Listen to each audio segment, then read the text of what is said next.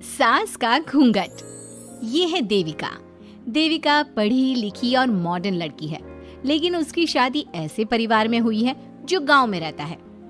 भले ही ये 21वीं सदी है, लेकिन देविका की ससुराल वालों की सोच वो तो 18वीं सदी से आगे बढ़ी ही नहीं। आइए जानते हैं क्या होगा जब शहर की पढ़ी लिखी और मॉडर्न लड़की फंस जाएगी संकीर्ण मानसिकता वाले माहौल में। सागर, ये तुम्हारे गांव में सबने इतने लंबे लंबे घूंघट क्यों कर रखे हैं? और ये सब मुझे इतना घूर घूर कर क्यों देख रहे हैं? अरे यार, तुम भी घूंघट कर लो ना, इसीलिए तो देख रहे हैं सब तुम्हें। कम ऑन सागर, मैं घूंघट नहीं कर सकती। तुम्हें पता है ना मैं कौन हूँ। लेकिन देविका, मेरे पिताजी, चाचा जी, बड़े भैया और जीजा जी ने तुम्हें बिना घूंघट के देख लिया ना तो बहुत गुस्सा होंगे और न जाने कौन कौन से फरमान सुनाएंगे। घर चलो, देखा जाएगा जो होगा। सागर देविका से कई बार कहता है कि वो घूंघट कर ले, लेकिन देविका सागर की नहीं सुनती और अपने ससुराल के दरवाजे पर पहुंच जाती है। जब देविका वहां पहुंचती है तो देखती है कि उसकी सास बिमला, चाची सास कम्मो और जेठानी सुजाता ने लंबा सा घूंघट कर रखा था, पर उनकी ननद वीना ने घूंघट नहीं किया हुआ था। लेकिन हाँ, उसने सर पर सलीकी के साथ दुपट्टा जरूर ओढ़ा हुआ था। सागर अपनी पत्नी को सबसे मिलवा रहा होता है, तभी सागर के पिता जोगिंदर बोलते हैं, सागर, तूने बहू को इस घर के तौर तरीके नहीं समझा। हमारे घर की औरतें बिना घूंघट के किसी पर आए मर्द के सामने नहीं आती, और तू इसे ऐसे ही ले आया। पिताजी, मैं समझा दूंगा। वो नई नई शहर से आई है ना, इसलिए उसे पता नहीं है। सागर की बात सुनकर उसके चाचा जी महेंद्र बोलते हैं, ये बात तो तुझे गांव में कदम रखते ही अपनी बीवी को समझानी चाहिए थी। हमारा गांव में बहुत नाम है।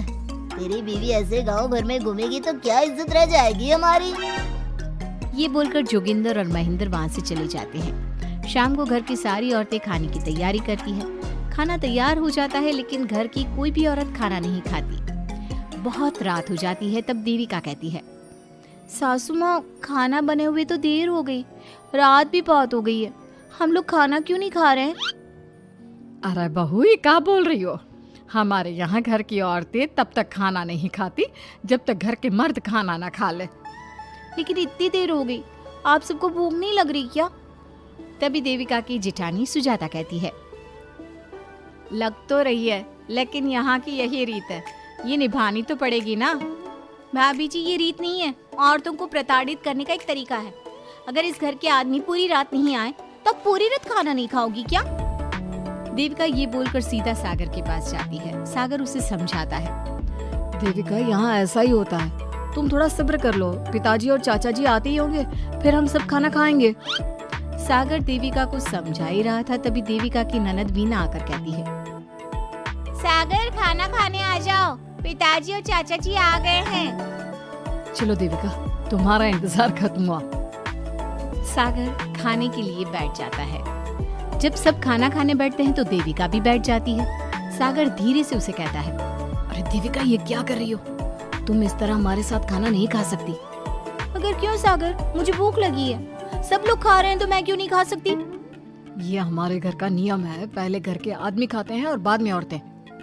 लेकिन सागर, हमारे घर में तो ऐसा कोई नियम नहीं है। देविका और सागर में बहस छिड़ जाती है। तब सागर का बड़ा भाई कहता है, सागर, तेरी बीवी को एक बार में समझ में नहीं आता क्या कि इस घर की औरतें मर्दों के खाना खाने के बाद ही खाना खा सकती है? भैया, मैं देविका को यही समझा रहा था। मुझे तो लग रहा है कि इसके दिमाग में कोई बात ही नहीं बैठती एक बार में। भैया, मेरे दिमाग में बात तब बैठेगी ना जब आपकी बात कोई ढंग की होगी। अरे आखिर क्यों घर की औरतों को आप लोगों की बात खाना मिलेगा? हाँ, अब से पहले घर की किसी औरत ने घर की किसी मर्द से इस लहजे में बात नहीं की थी, इसलिए वो सब देविका की बात सुनकर हैरान रह गए। तभी सागर की जीजा और वीना के पति कल्याण जी कहते हैं, ये क्या है सागर, इस घर की दीवारों को औरतों की इतनी ऊंची आवाज सुनने की आदत नहीं है। अपनी बीवी को बोल जरा होश से काम ले और चुपचाप चली जाए। क्यों चली जाऊं मैं चुपचाप? इस घर की औरतें आपकी हर बात बर्दाश्त कर लेंगी, लेकिन मैं शहर की पढ़ी लिखी लड़की हूँ।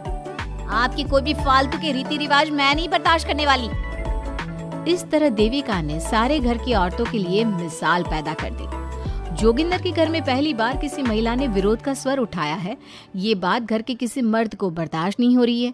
तभी जोगिंदर कहता है, महेंद्र, मोहन, इस बेशर्म लड़की को कमरे में बंद कर दो और आज इसे कोई खाना नहीं देगा। अगर किसी ने इसे खाना दिया तो मैं उसे जिंदा नहीं छोड़ूंगा।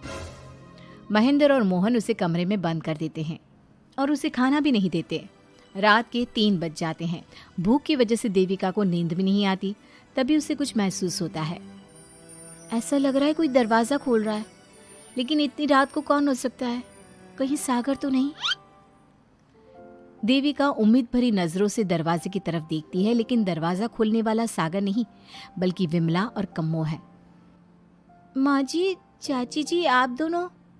बहू, ये ले, हम तेरे लिए खाना लाए हैं, खा ले। और ये बात ना तो किसी को बताना मत कि हमने तुझे खाना दिया है, नहीं तो हमारे मर्द मार मार कर हमारा बुरा हाल कर देंगे। माँ जी, आप यहाँ इतना घुट घुट कर क्यों रहती हो? देविका, अब तू भी इस घर की बहू है, तू भी हमारी तरह रहना सीख ले। इस घर के कायदे कानून अपना ले। इस घर के मर्द तो कभी बदलने वाले हैं नहीं बहू, तो तू ही बदल ले अपने आप को। माँ जी, बदलाव अच्छे के लिए हो तो हमें बदलना चाहिए, बेकार और बेतुकी बातों का तो विरोध करना चाहिए।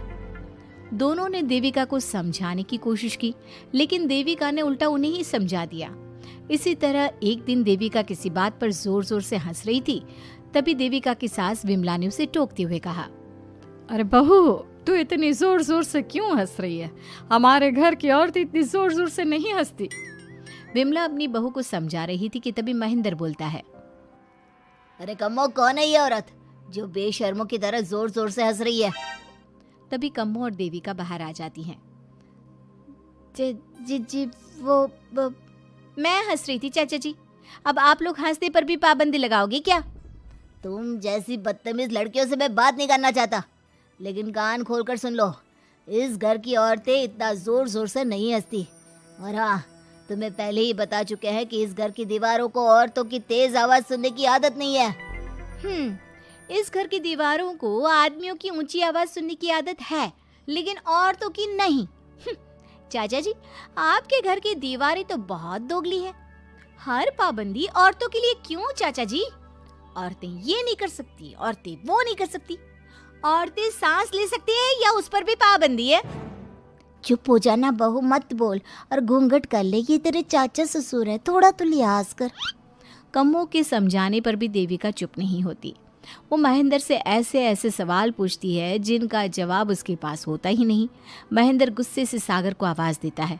महेंद्र की आवाज सुनकर घर के सभी आदमी बाहर आ जाते हैं। जी चाचा जी, आपने बुलाया? अपनी मुंह जोर बीवी को यहाँ से ले जाने तो कुछ अनर्थ हो जाएगा। क्या हुआ चाचा जी? तेरी बीवी जिस तरह से मुझसे बात कर रही है, छोटे बड़े की तमीज नहीं है इसे। कम से कम 7 दिन तक ये कमरे से बाहर नहीं निकलनी चाहिए। अगर इसे मैंने कमरे से बाहर देख लिया तो किसी की खैर नहीं, समझे? पर मैंने कुछ गलत नहीं बोला। सागर, जो सच है मैंने वही कहा है। देविका, चलो मेरे साथ। लेकिन सागर, मेरी बात तो सुनो। सागर देविका को वहां से ले जाता है। इसी तरह से कई दिन बीत गए। अब देविका अपने ससुराल में हर गलत बात का विरोध करने लगी, लेकिन जितना ज्यादा वो विरोध करती, उसके ससुराल वाले उस पर उतना ही ज्यादा अत्याचार करते। अब देखना यह है कि देविका अपने ससुराल वालों के अत्याचार को यूं ही सहती रहेगी। क्या उसके ससुराल में घूंघट में औरतों का दम इसी तरह घुटता रहेगा? अगर आप इन सवालों के जवाब जानना चाहते हैं ना, तो हमें कमेंट करके ज़रूर बताइएगा। और हमारी स्टोरी को लाइक, शेयर और चैनल को सब्सक्राइब करना ना भूलें।